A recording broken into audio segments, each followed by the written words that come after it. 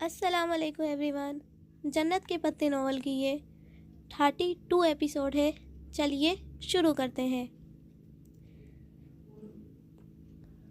قریبا جہان مسکرا کر کچھ کہتے کہتے رکا۔ اس کی آنکھوں میں الجھن ابھری۔ تمہاری آنکھ پہ کیا ہوا؟ اس کی نگاہیں حیا کے چہرے پہ سے پھسلتی گردن پہ جا ٹکی۔ اور ہونٹ اور گردن پہ؟ تمہیں چوٹ لگی ہے؟ ہاں، بہت گہری چوٹ لگی تھی۔ کیسے؟ وہ ذرا تفکر سے کہتا آگے کو ہوا اور کپ میز پہ رکھا۔ میں گر گئی تھی، بہت بری طرح سے گر گئی تھی۔ وہ اس کی آنکھوں میں دیکھتے ہوئے بھی کہیں دور چلی گئی تھی۔ اوہ، اب ٹھیک ہو؟ حیا نے اثبات میں سر ہلا دیا۔ اور یہ تم نے اپنی عمر سے اتنی چھوٹی لڑکی سے دوستی کرنا کب سے شروع کر دی؟ جب سے اپنی عمر والی ساتھ چھوڑ گئی۔ ایک بوجھ سی خاموشی دونوں کے درمیان حائل ہو گئی۔ ایک نہ ختم ہونے والے کرب نے سڑک کنارے لگے بینچز کی قطار کو گھیرے میں لے لیا۔ قریب میں ایک بچہ، 3 گیندیں جو موٹے موٹے زرد لیموں سے مشابہ تھیں، یوں اچھالتے ہوئے چلا آ رہا تھا کہ کوئی گیند گرنے نہ پاتی تھی۔ خیر، یہ 2 بہنیں عمر میں اتنی چھوٹی نہیں ہیں، بس چہرے سے لگتی ہیں۔ عائشہ 20 سال کی ہے اور چھوٹی بہن 9 سال کی۔ انہوں نے میری مدد کی تھی، یوں ہماری دوستی ہو گئی۔ کیسی مدد؟ میرے بالوں میں کچھ گر گیا تھا حادثاتی طور پہ، وہ عائشہ نے اتار دیا۔ مگر تم فکر نہ کرو، اب سب کچھ پہلے جیسا ہو گیا ہے۔ مگر کچھ تو بدلا ہے حیا۔ وہ کافی کے گھونٹ لیتا ذرا الجھن سے اس کو دیکھ رہا تھا۔ ہاں، کچھ تو بدلا ہے۔ وہ اثبات میں سر ہلا کر گیندوں کا کرتب دکھاتے لڑکے کو دیکھنے لگی۔ ایک ڈولی تھا جو کسی نگران فرشتے کی طرح اس کا پہرا دیا کرتا تھا۔ ایک میجر احمد تھا جو اس کی خاموشی سننے کے لیے 3 گھنٹے فون کان سے لگائے رہتا تھا۔ ایک عبدالرحمن تھا جو دوسرے ملک میں ہونے کے باوجود اس کی مدد کے لیے آتا تھا، اور ایک جہان سکندر تھا جو اس کی وضاحت پہ مطمئن ہو جاتا تھا، جو اس کے چہرے کے زخم تو دیکھ سکتا تھا مگر ان کے پیچھے اس کی جلی ہوئی روح اسے نظر نہیں آتی تھی۔ جو نظر آتا ہے وہ تو سب دیکھ لیتے ہیں، جو نہیں نظر آتا وہ کوئی ہی دیکھ سکتا ہے، اور جہان ایسے لوگوں میں شامل نہیں تھا۔ دفعتاً میسج ٹون بجی تو جہان نے موبائل جیب سے نکالا اور دیکھا۔ ممی کو بتا کر نہیں آیا تھا، ان کی تفتیش شروع ہو گئی ہے۔ وہ پیغام کا جواب ٹائپ کرتے ہوئے مسکرا کر کہنے لگا، تم جتنی ان کی مانتے ہو میں جانتی ہوں، وہ مجھ سے کچھ منواتی نہیں ہے، ورنہ شاید میں ان کی واقعی مانتا۔ اس نے پیغام بھیج کر سیل فون وہیں میز پہ ڈال دیا۔ حیا نے ایک نظر اس کے فون کو دیکھا۔ تو وہ سمون اسپیشل کون تھا جس نے تمہیں یہ فون گفٹ کیا تھا؟ جہان نے موبائل اٹھا کر اس کی طرف بڑھایا۔ یہ تم رکھ لو، میں اور لے لوں گا۔ اتنے سوال پوچھتی ہو نا تم میرے فون کے بارے میں۔ حیا نے فون اس کے ہاتھ سے لے کر واپس میز پر رکھا۔ بات کو ٹالو مت، میرے سوال کا جواب دو۔ نہیں، تم فکر نہ کرو، کوئی لڑکی نے نہیں دیا، کسی لڑکی نے نہیں دیا تھا۔ یہ میرا آفیشیل فون تھا، میری جاب کا فون، میرے باس نے دیا تھا۔ تمہارا باس؟ اس کی آنکھوں میں الجھن ابھری۔ مگر تم تو اپنا کام کرتے ہو نا؟ ہمیشہ سے تو اپنا کام نہیں کرتا تھا۔ یہ ریسٹورنٹ تو 1.5-2 سال پہلے کھولا تھا، اس سے پہلے تو بہت سی جاب کی ہے۔ وہ زرد گیندیں اچھالتے بچے کو دیکھ کر دھیما سا مسکرا کر کہہ رہا تھا۔ اس وقت اس کی آنکھوں میں کوئی ایسا نرم سا تاثر تھا جو حیا نے صرف ایک دفعہ پہلے دیکھا تھا، جیسے وہ کچھ یاد کر رہا تھا، کوئی غم گشتہ قصہ۔ ایک بات کہوں جیحان، مجھے لگتا ہے کہ تمہیں اپنی جاب اور اپنا باس بہت پسند تھا۔ وہ بغور اس کے چہرے کے تاثرات کو دیکھتے ہوئے بولی تو جیحان نے بری طرح سے چونک کر اسے دیکھا۔ تمہیں ایسا کیوں لگا؟ کیونکہ ابھی اپنے باس اور جاب کا ذکر کرتے ہوئے تمہاری آنکھوں میں جو چمک اور محبت در آئی نا، یہ میں نے پہلے تب دیکھی تھی جب تم ہمارے کچن میں مجھے اس اسپیشل گفٹ کے بارے میں بتا رہے تھے، اور اب بھی۔ یہ سب کہتے ہوئے تمہارا چہرہ ایک دم سے اتنا گلو کرنے لگ گیا کہ مجھے لگا اس ذکر سے وابستہ کوئی خاص یاد تمہارے ذہن میں چل رہی ہے۔ تم تو چہرے پڑھنے لگ گئی ہو۔ وہ جیسے سنبھل کر مسکرایا۔ بتاؤ نا، تمہیں اپنی پچھلی جاب بہت پسند تھی؟ ہاں، بہت زیادہ۔ بڑے عیش تھے تب۔ اپنی راجدھانی، اپنی جگہ کی بات ہی کچھ اور ہوتی ہے۔ وہ اپنے چہرے کے تاثرات کو ہموار رکھے دوبارہ کہیں پیچھے نہ جانے کی کوشش کر رہا تھا۔ تو وہ جاب کیوں چھوڑ دی؟ بعض دفعہ انسان کو بہت کچھ چھوڑنا پڑتا ہے۔ اپنی سلطنت سے خود جلا وطن کرنا پڑتا ہے۔ ان شہزادوں کے جزیروں کو ترکی میں ادلار کہتے ہیں، کیونکہ یہاں ان شہزادوں کو جلا وطن کر کے بھیجا جاتا تھا تو سلاطین کو اپنے تخت کے لیے خطرہ لگتا تھا۔ وہ بات کو کہیں اور لے گیا۔ ہاں، اور میں سوچتی ہوں جیحان، وہ جلا وطن شہزادے اپنے پرانے شاہانہ دور کو کتنا یاد کرتے ہوں گے،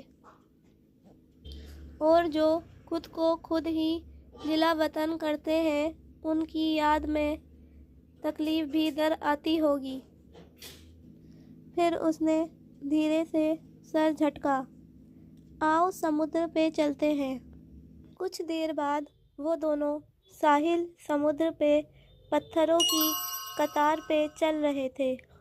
ہوا سے حیا کے بال اڑ اڑ کر جیحان کے کندھے سے ٹکرا رہے تھے، مگر وہ انہیں نہیں سمیٹ رہی تھی۔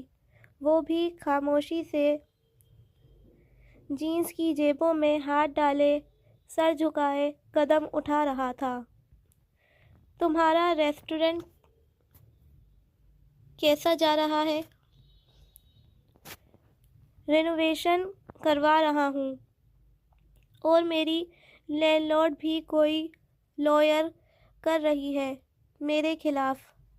میری یہ سمجھ میں نہیں آتا کہ اس کے پاس ایک دم سے خود کا اتنا پیسہ کہاں سے آ گیا کہ وہ اتنا مہنگا لوئر کر سکے۔ حیا کا دل آزردگی کے سمندر میں ڈوب کر ابھرا۔ وہ جانتی تھی کہ اس کے پاس اتنا پیسہ کہاں سے آیا تھا، وہ سب اس کی غلطی تھی۔ تو تم اب کیا کرو گے؟ آج کل بس چھپا ہوا ہوں، اسی لیے ریسٹورنٹ سے بھاگ کر ادھر آ گیا ہوں۔ ذرا لو پروفائل رکھی ہوئی ہے۔ وہ دھیرے سے ہنس کر بولا، تم اس سے اتنا ڈرتے کیوں ہو؟ ڈرتا تو میں فرقان ماموں اور سائمہ مامی کے سوا کسی سے نہیں ہوں۔ سمندر کی ایک تیز لہر آئی اور ان کے قدموں کو بھگو کر واپس پلٹ گئی۔ اوہ، فرقان ماموں کی بیٹی کی منگنی ہو رہی ہے۔ اسے اچانک یاد آیا۔ حیا حیرت سے رک کر اسے دیکھنے لگی۔ ارحم کی؟ کب؟ کس سے؟ کل رات مامی کا فون آیا تھا ممی کو، انہوں نے ہی بتایا تھا۔ فنکشن تو معلوم نہیں کب ہے، البتہ رشتہ طے ہو گیا ہے۔ مگر کس سے؟ فرقان ماموں کے کسی دوست کی فیملی ہے۔ زیادہ تفصیل مجھے نہیں معلوم، وہ شانے اچکا کر بولا۔ وہ دونوں پھر سے چلنے لگے تھے۔ ارحم نہیں مانی ہوگی، تایا نے زبردستی کی ہوگی، وہ یہی سوچ رہی تھی۔ تمہیں پتہ ہے جیحان، اماں ابا اور تائی کی بڑی خواہش تھی کہ ارحم کا رشتہ روحیل سے ہو۔ اب پتہ نہیں تائی نے کہیں اور کیوں کر دیا رشتہ۔ مگر روحیل تو… وہ کچھ کہتے کہتے ایک دم رکا۔ زندگی میں پہلی بار اسے لگا کہ جیحان کے لبوں سے کوئی بات غیر ارادی طور پہ پھسلی تھی۔ مگر روحیل کیا؟ وہ چونک کر اسے دیکھنے لگی۔ روحیل کی تو ابھی کافی اسٹڈیز رہتی ہیں۔ وہ بات بدل گیا تھا۔ وہ شرطیہ کہہ سکتی تھی۔ روحیل کی پڑھائی ختم ہو چکی ہے۔ جب میں پاکستان واپس جاؤں گی وہ تب آنے والا ہی ہوگا۔ جواباً جیحان نے ایک گہری پرکھتی نظر اس پر ڈالی۔ تمہارا روحیل سے رابطہ ہے جیحان؟ پھپھو نے ایک دفعہ بتایا تھا کہ تم لوگ ان کے ٹچ میں ہو۔ اس نے اپنی پرانی الجھن کو الفاظ پہنا دیے۔ ہاں، کبھی کبھی بات ہو جاتی ہے۔ میں اس سے ملا تھا امریکہ میں۔ اچھا، کب؟ اس نے تو نہیں بتایا۔ وہ خوشگوار حیرت سے اسے دیکھنے لگی۔ پرانی بات ہے، 3 سال تو ہو ہی گئے ہیں۔ وہ شانے اچکا کر بولا۔ اسے بہت حیرت ہوئی تھی۔ ایک تو پتہ نہیں اس کے گھر والوں کو ہر بات اپنے تک محدود رکھنے کی عادت کیوں تھی۔ ابھی پاکستان میں اس نے اماں سے سکندر انکل کے کیس کا پوچھا تو اسے معلوم ہوا کہ اماں ابا کو سب پتہ تھا، اور اب روحیل جیحان سے مل بھی چکا تھا، مگر اس نے کبھی نہیں بتایا۔ آج تو وہ روحیل سے ضرور پوچھے گی، اس نے طے کر لیا تھا۔ لہر اسی طرح امڑ کر ان کے پیر چھو رہی تھی۔ جیحان، تم نے کبھی سیپ چنے ہیں؟ یہاں سیپ ہوتے ہیں؟ وہ ذرا حیران ہوا۔ ہاں، تمہیں نہیں پتہ؟ آؤ سیپ چنتے ہیں، ان سے موتی نکلیں گے۔ واقعی؟ اب دیکھتے ہیں کہ تمہارا موتی نکلتا ہے یا نہیں۔ وہ چیلنجنگ انداز میں مسکراتی آگے بڑھ گئی۔ ان دونوں کو ایک ایک سیپ ہی ملی۔ حیا نے دور بیٹھے ٹورسٹ کی ٹولی سے ایک بڑا چھرا لیا جو وہ فروٹ کاٹنے کے لیے لائے تھے، اور جیحان کے پاس واپس پتھروں پہ آ بیٹھی۔ پہلے اس نے اپنی سیپ کھولی، وہ خالی تھی۔ مولس پہ قطرے لگے ہوئے تھے۔ اس نے مایوسی سے چھرا جیحان کی طرف بڑھا دیا۔ جیہان نے بلیڈ سیپ کے کھول کے زرد میں رکھ کر احتیاط سے اسے کاٹا اور کتاب کی مانند اسے کھول لیا۔ حیا نے گردن آگے کر کے دیکھا۔ مولس کے خون آلود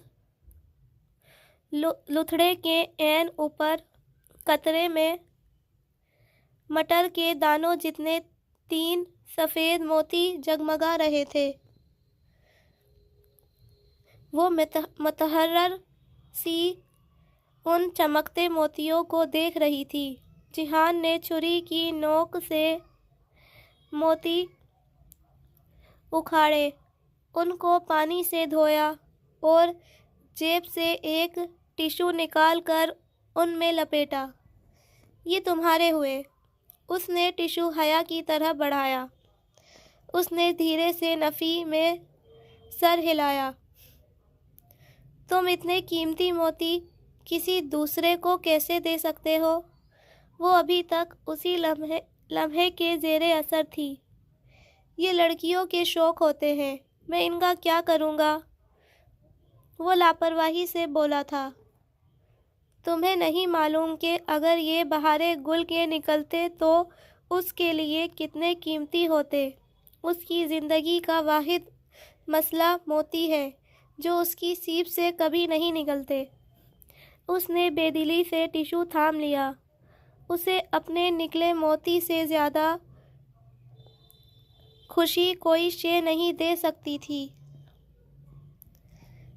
شام میں وہ عائشہ کے لیپ ٹاپ کے سامنے بیٹھی روحیل سے اسکائپ پہ بات کر رہی تھی۔ جیہان دوپہر میں ہی واپس چلا گیا تھا اور وہ اس کے بعد سیدھی گھر آ گئی تھی۔ جب تک روحیل آن لائن نہیں ہوا، وہ سوچتی رہی تھی کہ 3 سال پرانی بات روحیل نے کیوں نہیں بتائی؟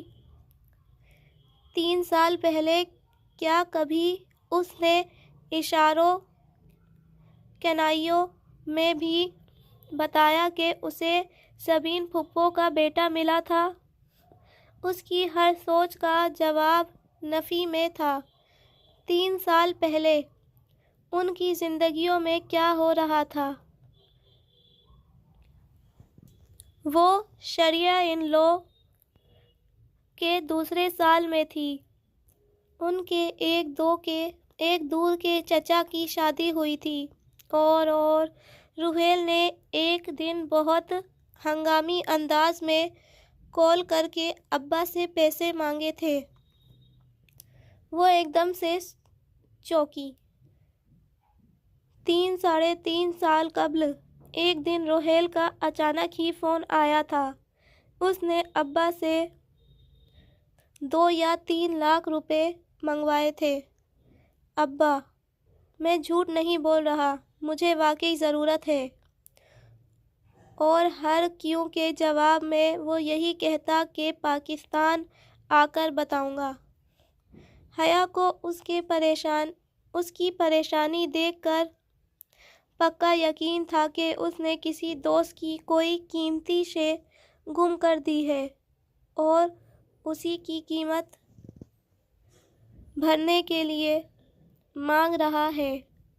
پھر پتہ نہیں روحیل نے ابا کو وجہ بتائی یا نہیں، مگر اب سارے معاملے کو دوبارہ یاد کرتے ہوئے وہ سوچنے لگی کہ کیا ان 2 واقعات کا کوئی باہمی تعلق تھا؟ سیدھا پوچھ تاچھ میں روحیل شاید چھپا جائے، سو اسے اندھیرے میں نشانہ بھانپنا پڑے گا۔ روحیل آن لائن آ گیا تھا اور اب اس کا چہرہ اسکرین پہ نظر آ رہا تھا۔ رسمی باتوں کے بعد اس نے بغیر کسی تمہید کے پوچھا، تم نے جیہان کا کون سا نقصان بھرنے کے لیے ابا سے پیسے منگوائے تھے؟ لمحے بھر کو تو روحیل کو سمجھ نہیں آیا کہ وہ کیا کہہ رہی ہے۔ پھر وہ ذرا حیرت سے بولا، یہ تم سے کس نے کہا ہے؟ تم پہلے میرے سوال کا جواب دو۔ تم سے جیہان کا کوئی نقصان ہوا تھا نا؟ جب وہ تمہارے پاس امریکہ آیا ہوا تھا تو تم نے ابا سے پیسے منگوائے تھے۔ اندر ہی اندر وہ خود بھی گڑبڑا رہی تھی۔ کیا پتہ ایسی کوئی بات ہی نہ ہو؟ تم سے یہ جیہان نے کہا ہے؟ وہ اچنبھے سے پوچھ رہا تھا۔ جس نے بھی کہا ہو، تم میرے سوال کا جواب دو روہیل۔ وہ چند لمحے خاموش رہا، جیسے ششو پنچ میں ہو۔ تم جیہان سے کیوں نہیں پوچھ لیتی؟ وہ سب کچھ بتا چکا ہے، مگر تم سے اس لیے پوچھ رہی ہوں تاکہ یہ جان سکوں کہ میرا بھائی مجھ سے کتنا جھوٹ بول سکتا ہے۔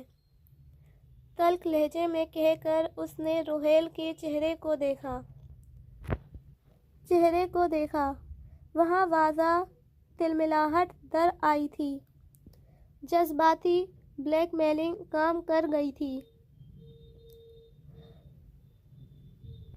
بات جھوٹ بولنے کی نہیں ہے، اور مجھے پتا ہے اس نے تمہیں کچھ نہیں بتایا۔ وہ بتائے گا بھی نہیں، کیونکہ اس نے مجھے بھی منع کر رکھا تھا۔ پھر بھی میں تمہیں بتا دیتا ہوں۔ پھر وہ ذرا توقف سے بولا۔ وہ ایک رات کے لیے بہت اچانک میرے پاس آیا تھا۔ اس کے بائیں کندھے پر گولی لگی تھی اور اسے بروقت طبی امداد چاہیے تھی، مگر وہ ہسپتال نہیں جا سکتا تھا۔ سو اس کے کہنے پہ میں نے اپنی ایک ڈاکٹر فرینڈ کو بلایا، جو تب اپنی ریزیڈنس کر رہی تھی۔ اس نے میرے اپارٹمنٹ میں جیہان کو ٹریٹ کیا اور بینڈیج وغیرہ کیا۔ پھر جیہان نے مجھے بس اتنا بتایا کہ اس کے پیچھے کوئی ہے اور وہ کسی سے بھاگتا پھر رہا ہے۔ اس کے پاس ترکی کے ٹکٹ کے لیے پیسے بھی نہیں تھے، سو اس کے پیسے مانگنے پہ میں نے ابا سے کہہ کر راتوں رات پیسے ارینج کیے تھے۔ وہ صبح ہوتے ہی واپس ترکی چلا گیا، پھر ہفتہ بعد ہی اس نے پیسے واپس بھجوا دیے۔ بس یہی بات تھی۔ وہ ہک دک سنے جا رہی تھی۔ ابا کو پتہ ہے اس بات کا؟ نہیں، اور تم بھی مت بتانا۔ وہ پہلے ہی جیہان سے متنفر رہتے ہیں۔ یہ بات بتائی تو وہ تو بس جیہان کی لاپرواہی کی وجہ سے اس سے بھجے کھچے تھے، مگر اب ایسا نہیں ہے۔ نہیں، وہ کسی اور بات پہ اس سے برگشتہ تھے۔ اب مت پوچھنا کہ وہ کیا بات تھی۔ میں ابھی جلدی میں ہوں، بعد میں بتا دوں گا، مگر اتنا یقین رکھو کہ وہ جس زخمی حالت میں میرے پاس آیا تھا، مجھے وہ اسی دن سے اچھا لگنے لگا تھا، اور میں یہ وثوق سے کہہ سکتا ہوں کہ وہ سچ بول رہا تھا جب اس نے اس رات مجھے کہا تھا کہ Rohail, I am not the bad guy، بلکہ جو میرے پیچھے ہیں وہ برے ہیں۔ اور وہ دوسری بات، اس نے اصرار کرنا چاہا مگر روہیل اسے کوئی موقع دیے بغیر میز سے اپنی چیزیں سمیٹنے لگا۔ اسے باہر جانا تھا اور وہ جلدی میں تھا۔ حیا نے بے دلی سے لاک آؤٹ کیا۔ اس کا دل ایک دم بہت بوجھل ہو گیا تھا۔ اس کے گھر والے اس کو چھوٹا سمجھ کر اس سے اتنی باتیں چھپاتے کیوں تھے آخر؟ عائشہ نے لیٹتے ہوئے بہارے پہ کمبل برابر کیا، پھر ایک نظر اسے دیکھا جو بہارے کے اس طرف لیٹی چھت کو تکیے جا رہی تھی۔ وہ تینوں یوں سوتے کہ بہارے درمیان میں ہوتی۔ عائشہ، اس نے عائشہ کی نگاہوں کا ارتکاز محسوس کیا تھا، یا شاید وہ اسے پکارنے کا ارادہ پہلے سے رکھتی تھی۔ کہو عائشہ۔ پہلو کے بل لیٹی نرمی سے بہارے کے گھنگریالے بالوں کو سہلا رہی تھی۔ میری سیپ میں موتی کیوں نہیں نکلتے؟ میں اتنا جھوٹ تو نہیں بولتی؟ وہ چھت کو تکتی کہنے لگی۔ تم بہارے کے فلسفے کو ذہن سے نکال دو، یہ تو رزق ہوتا ہے، کبھی نکل آتا ہے تو کبھی نہیں۔ چند لمحے کمرے کی تاریکی میں ڈوب گئے، جس میں سبز نائٹ بلب کی مدھم روشنی پھیلی تھی۔ بہارے کی بند آنکھوں سے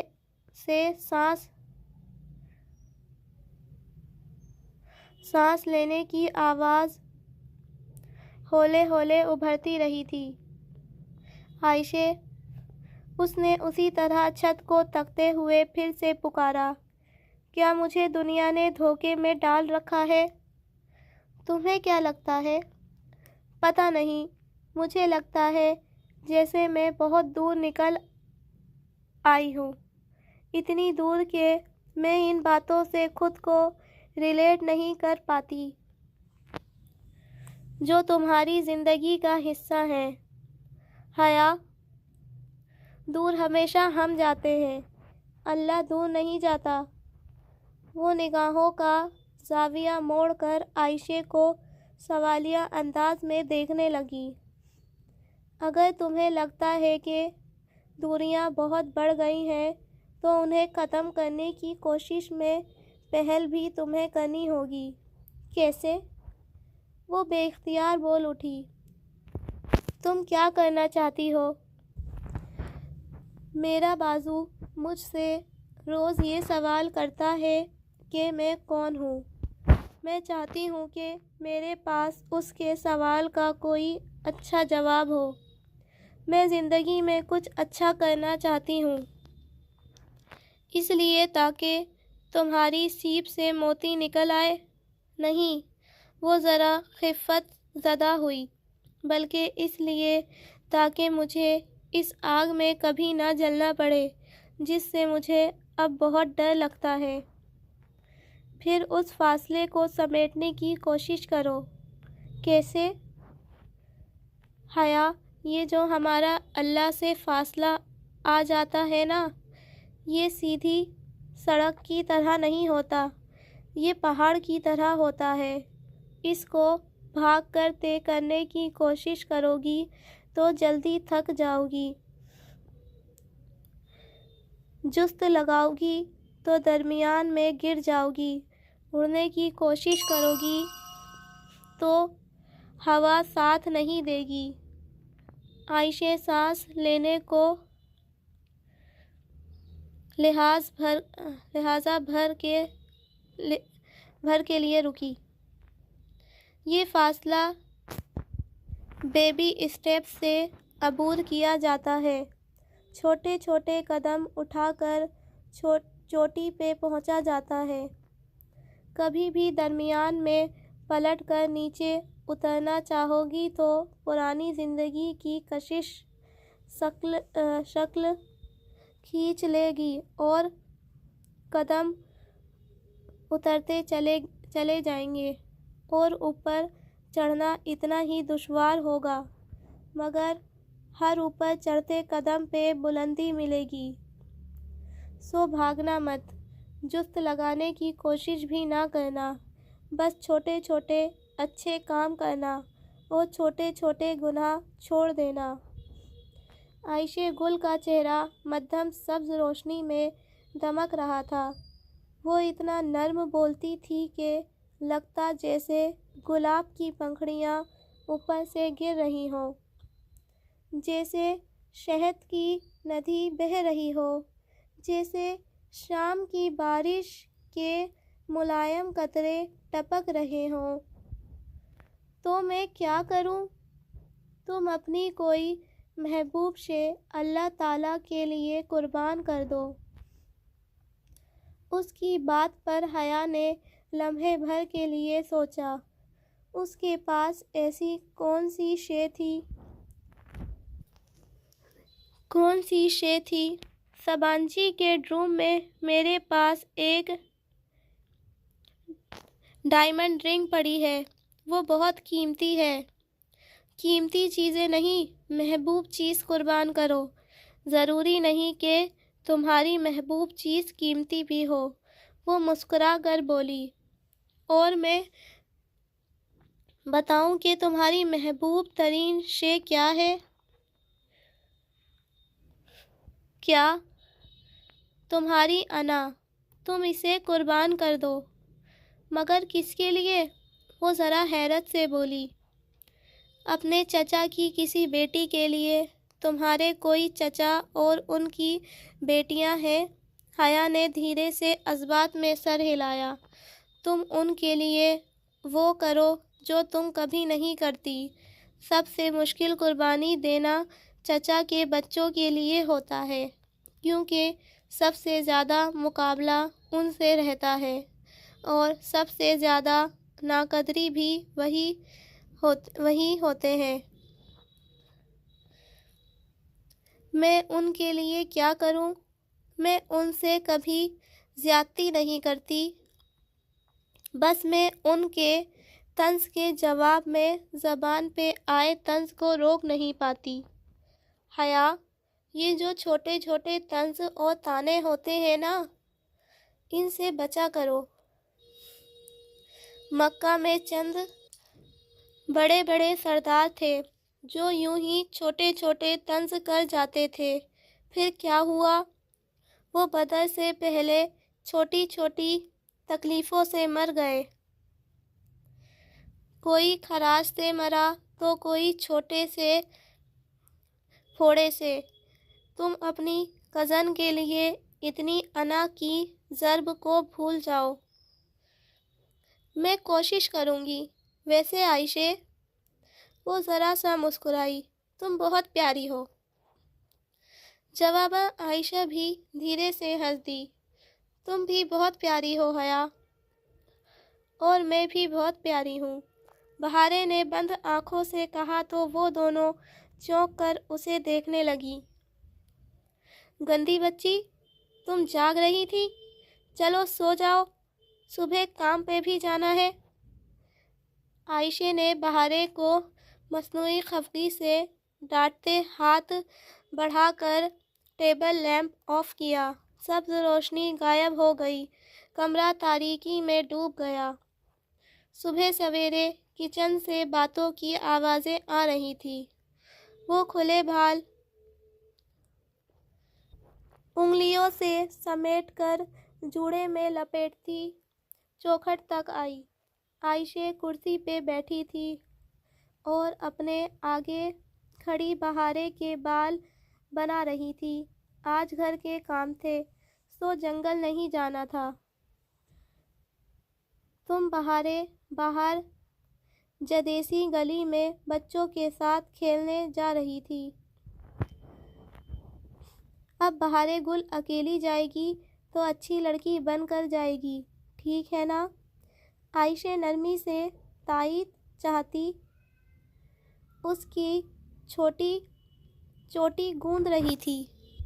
ٹھیک، بہارے نے اثبات میں سر ہلا دیا۔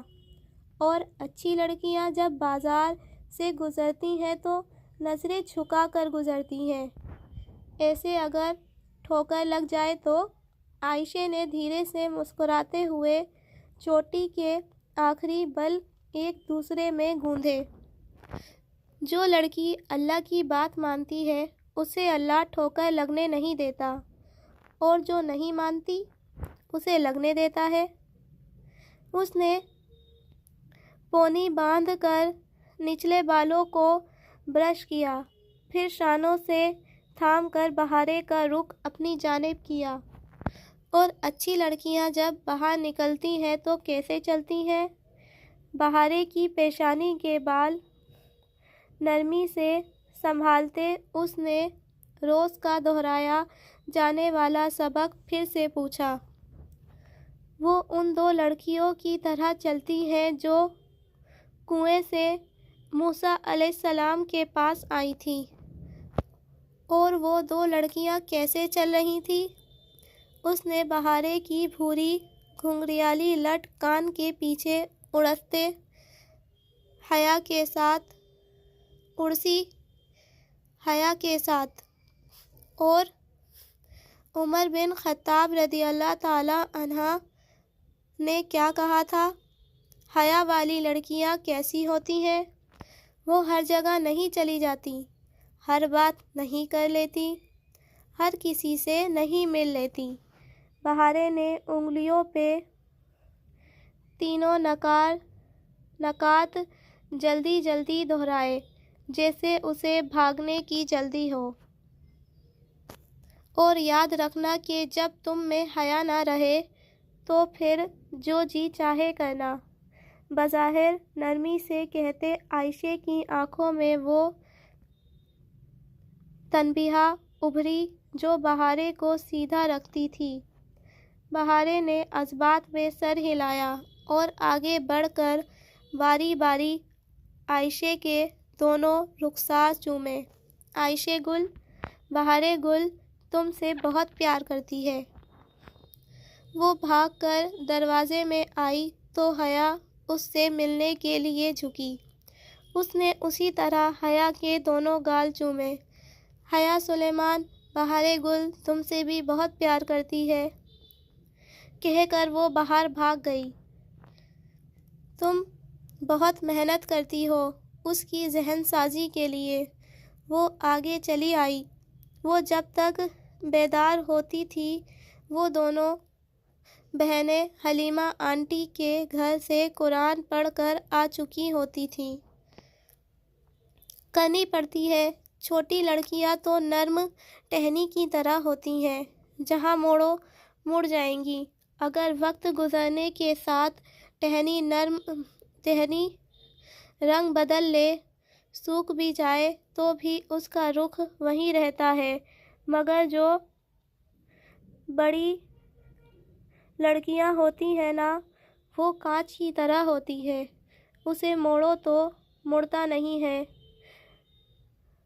زبردستی کرو تو ٹوٹ جاتا ہے، کانچ کو تراشنا پڑتا ہے، اور جب تک اس کی کرچیاں نہیں ٹوٹتی اور اپنے ہاتھ زخمی نہیں ہوتے وہ مرضی کے مطابق نہیں ڈھلتا۔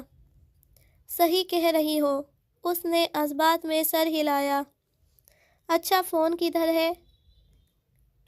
میرا کریڈٹ ختم ہے، پاکستان فون کرنا تھا۔ او سوری، یہ پڑا ہے۔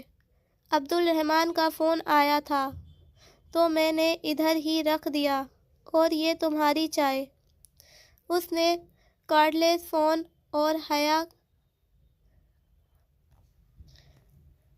کا ناشتہ کا واحد جس چائے اس کے سامنے رکھی۔ کیا کہہ رہا تھا وہ؟ بے اختیار ہی وہ پوچھ اٹھی، حالانکہ اسے پاشا میں کوئی دلچسپی نہ تھی، بس کچھ پیپرز کا پوچھ رہا تھا، اس کے کمرے میں رکھے تھے۔ بہارے تو خوش ہوئی ہوگی اس سے بات کر کے۔ ناشتے کے برتن سمیٹتی عائشہ کے ہاتھ ذرا سست پڑے، ایک آزردگی اس کے چہرے پہ بکھر گئی۔ تم بہارے کو مت بتانا، میں نے بھی اسے نہیں بتایا، وہ اس سے بات کرنے کے لیے فون نہیں کرتا، اپنے کام کے لیے کرتا ہے بس۔ وہ اداسی سے سر جھٹک کر کام کرنے لگی۔ حیا خاموشی سے فون اور چائے کا کپ لیے باہر آ گئی۔ گھاس پہ شبنم کے قطروں کی چادر چڑھی تھی، بہار کے پھول ہر سو خوشبو بکھیرے ہوئے تھے۔ وہ گھاس پہ بیٹھ کر چائے کے گھونٹ بھرتی تایا فرقان کا نمبر ڈائل کرنے لگی۔ فون ارحم نے ہی اٹھایا۔ دعا سلام اور رسمی سے حال و احوال کے بعد وہ بہت چبھتے ہوئے لہجے میں بولی، تمہیں آج کیسے خیال آ گیا فون کرنے کا؟ عام دنوں میں حیا کو اس فکرے سے زیادہ تب کسی شے سے نہیں چڑھتی تھی۔ انسان جب کسی کو فون کرے، چاہے سال بعد ہی سہی، تو وہ اگلے کا حال کر کے ہی فون کرتا ہے۔ اس پہ کسی گلے سے بات کا آغاز کرنا مخاطب کو یہ کہنے کے برابر ہے کہ آئندہ یہ خیال کرنے کی ضرورت بھی نہیں ہے۔ مگر اس نے اب زندگی میں اتنی تکلیف سہہ لی تھی کہ اسے محسوس نہیں ہوا، یا پھر وہ خود ہی نظر انداز کر گئی۔ ٹھیک کہہ رہی ہو، میں بھی بس مصروفیت کے باعث کر ہی نہیں پاتی۔ تم سناؤ کیسی ہو؟ اور وہاں منگنی بہت مبارک ہو۔ بہت شکریہ۔ ارحم کا لہجہ خاصا روکھا تھا۔ چند چھوٹی چھوٹی نرم سی باتیں کر کے اور ارحم کی چھوٹی چھوٹی تندیہ باتوں کو نظر انداز کر کے اس نے فون رکھا تو اس کا دل پہلے سے بہت ہلکا تھا۔ اس روز شام میں عائشہ اور بہاریں جب اپنے جاننے والوں میں کسی کی فوتگی پہ گئی تھی تو حیا نے گھر ٹھہرنا زیادہ مناسب سمجھا، مگر اب تنہائی کاٹ کھانے کو دوڑ رہی تھی۔ وہ سارا دن اکٹھی ہوتی تھیں، پھر رات کو ہوٹل گرینڈ کے گارڈز گیٹ پہ اور 2 گارڈز جدیسی کے سرے پہ آ کر پہرا دیتے تھے تو ایک تحفظ کا احساس گھیرے رہتا تھا۔ البتہ اب وہ بہت تنہائی محسوس کر رہی تھی۔ پہلے تو وہ اوپر اسٹڈی میں آ گئی، جہاں اس کی تصویریں دیواروں پہ آویزاں تھیں۔ اسے یوں اپنی تصویریں ادھر دیکھ کر ہمیشہ بہت کوفت ہوتی تھی۔ وہ میٹرو اسٹیشن کی سیڑھیوں کے دہانے پہ ذرا سی لڑکھڑائی تھی۔ ٹوٹی سرخ جوتی پاؤں سے لٹک رہی تھی اور وہ اپنے سنہری سکوں والے فراق میں پاشا کی سیاہ کار سے نکل رہی تھی۔ اور بھی ترکی اور پاکستان کی بہت سی تصویریں۔ پاشا کے بندے ہر پل اس کا تعاقب کرتے تھے۔ اسے یقین تھا وہ بے دلی سے باہر آ گئی۔ اس کو بلیک میل کرنے کے لیے اس نے بہت سا سامان اکٹھا کر رکھا تھا، مگر کوئی کمزوری تو پاشا کی بھی ہوگی۔ کچھ سوچ کر اس نے گردن اٹھا کر اوپر دیکھا۔ گول چکر کھاتا لکڑی کا زینہ 3 منزل تک جاتا تھا۔ وہاں پاشا کا کمرہ تھا۔ بہاریں بات بے بات ذکر کرتی، راہداری کا آخری کمرہ، وہ ادھر گئی تو نہیں تھی، مگر جانے میں حرج بھی نہ تھا۔ اسے اس گھر کے بارے میں جتنا پتہ ہوتا اچھا تھا۔ وہ ننگے پاؤں زینے چڑھتی اوپر گئی۔ چابیوں کا گچھا اس نے عائشہ کے دراز سے نکال لیا تھا۔ آخری کمرے کا دروازہ بند تھا۔ اس نے ایک ایک کر کے چابیاں لگانا شروع کیں۔ چوتھی چابی پہ لاک کھل گیا۔ اس نے دھیرے سے دروازہ دھکیلا۔ وہ بہت شاہانہ طرز کا بیڈ روم تھا۔ اونچی چھت، جھلملاتا فانوس، دیوار گیر کھڑکی کے ہلکے سرمئی مخملی پردے، قالین بھی سرمئی۔ سارا کمرہ گہرے نیلے اور سرمئی شیڈز میں آراستہ کیا گیا تھا۔ کمرے میں پرفیوم کی خوشبو پھیلی تھی۔ خوشبو پرفیوم کے بے حد قیمتی ہونے کی چغلی کھا رہی تھی۔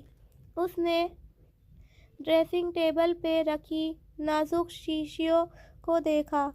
ایک سے ایک مہنگا پرفیوم ادھر رکھا تھا۔ وہ ادھر ادھر ٹہلتی ہر شے کا جائزہ لیتے ہوئے الماریوں کی طرف آئی۔ ایک ایک کر کے اس نے پانچوں پٹ کھولنے کی کوشش کی۔ پہلے 4 لاکڈ تھے، آخری کھلا تھا۔ اس نے پٹ کھولا تو اندر بہت سے قیمتی نفیس تری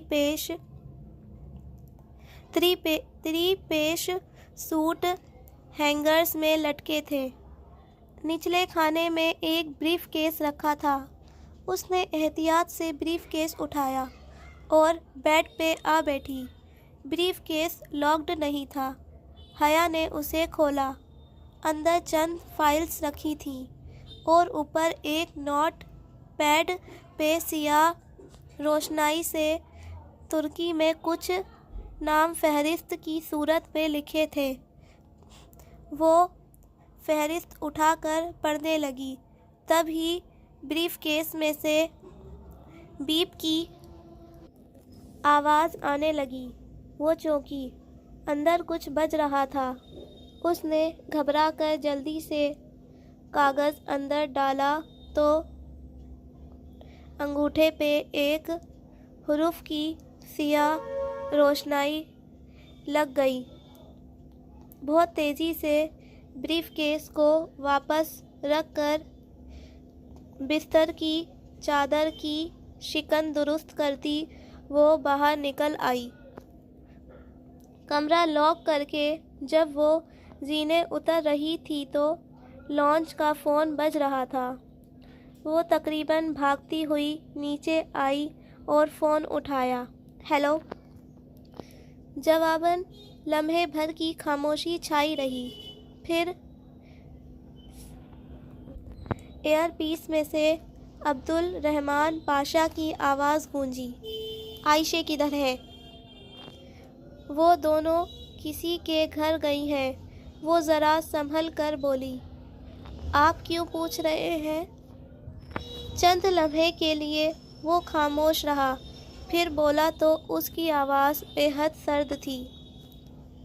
آئندہ اگر آپ میرے کمرے میں گئیں یا میرے بریف کیس کو کھولنے کی کوشش کی تو آپ اپنے پیروں پر گھر نہیں جا سکیں گی، سمجھی؟